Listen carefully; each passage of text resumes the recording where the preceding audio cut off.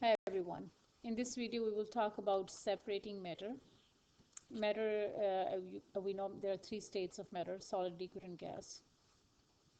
So if we have a mixture, it could be a mixture of solid, solid, solid, liquid, liquid, liquid, or gas.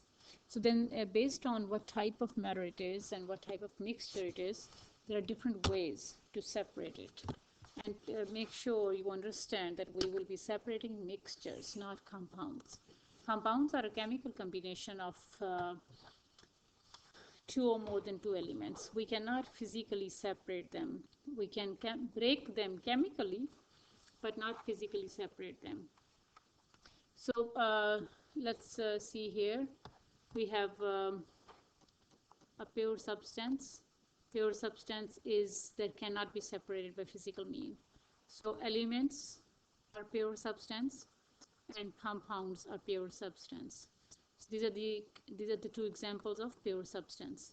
Okay, and we cannot separate it by physical means. Mixture is something we could separate because it's not a chemical combination. We have a homogeneous mixture, we have a heterogeneous mixture. A homogeneous mixture is like maybe, let's say you have coffee and sugar. So that's a homogeneous mixture in which the solute is evenly distributed in the whole solvent. Okay, no matter which sip of the coffee you take, it will be equally sweet. So there is a homogeneous mixture. Heterogeneous mixture is like pizza, where you see all different things put together. So I can easily separate them. So all the processes that we will talk about on this page are about the mixture. Okay, they're not about compound. So the first process to separate the mixture is filtration. Filtration is the technique that we use to separate the solid from the liquid, or separate a mixture based on the particle size, because we take a funnel and we put a filter paper inside the funnel, and on the filter paper, when you pour the mixture, the larger size particles will stay here, and the smaller size particles will go down into the beaker. uh, Let me draw it this way. So here is a funnel. You have filter paper inside it. So the larger particles will stay here, and the smaller particles will go down. Okay. So this thing is called filtrate. Filtrate. And this thing that is left out on the filter paper is called residue. So basically, you can separate the mixture in which you have large particles or small particles. So large particles are taken out by the filter paper, and the small particles pass through. So the question we ask you that what technique do you use to separate a heterogeneous mixture by particle size? So you will say, I will use filtration. Okay, so for example, you can separate sand and water by that.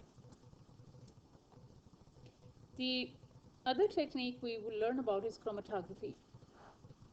Chromatography means you take a piece of paper, okay, and you put a spot, like you want to have separate the ink, something as small as ink is made of. So let's say I have black ink.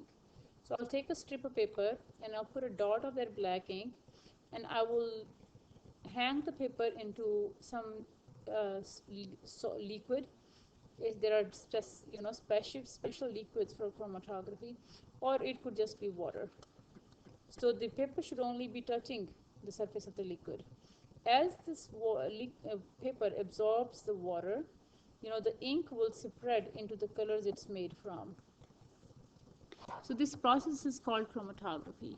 So once again, chromatography is used for a homogeneous mixture uh, by solubility. So the colors will dissolve into the water and spread out. So this is ink is so small that I cannot really filter it because I have larger particles and smaller particles for filtration. Here all of the particles are same and they're so small, so I cannot use filtration, so I will use chromatography. The other technique we will use is called distillation.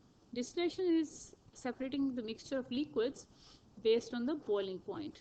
So let's say I have some water and I have some alcohol. So if I have two liquids mixed together and I need to separate them, so common sense that I cannot filter it because both things will just go straight through, and I cannot I cannot use chromatography because there could be both colorless liquids, so I will not see different colors here.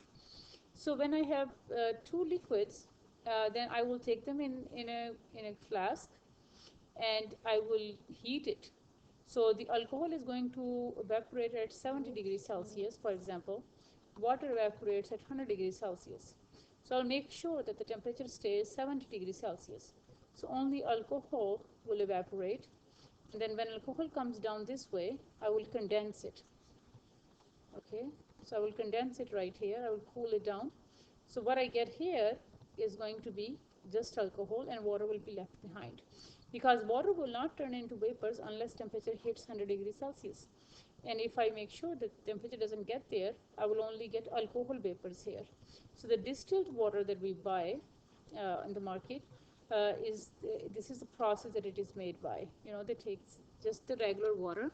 It could be a river water, or it could be any other water, and they take that regular water, and they will keep the temperature constant so that only water evaporate. Okay, and then they condense it right here and collect it on the other end. So that's called the distilled water. So once again, you have to memorize that the distillation is a process in which we separate the mixture based on the boiling point. All right, the other technique that we are going to use is called crystallization. So crystallization is a process or technique that we use to separate a homogeneous mixture by evaporation. Okay, so I can have, for example, water. Okay, water and salt. So it could be water and salt. And once, if I just leave it alone and all of the water evaporates, I will see that the crystals of the salt are left behind. Okay, so that is called crystallization. There are other processes. For example, you will also see the word decanting. Okay, the word decanting. Decanting means you take a mixture, for example, water and mud. If I take water and mud and I want to separate them, if I leave them alone, let it settle down, the mud will settle at the bottom of the beaker, okay, and I can get the water from the top.